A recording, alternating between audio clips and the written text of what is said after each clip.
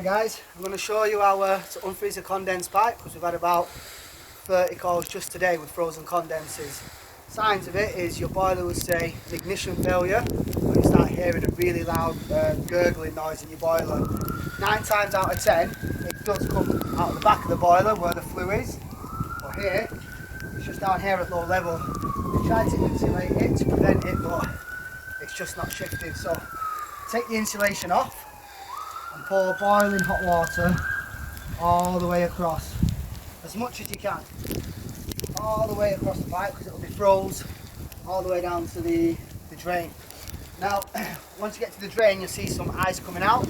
If not, and it's just frozen solid, I'm not a lover of doing it, but just cut it to the lever goes. Just heat up this section of the pipe to let it out.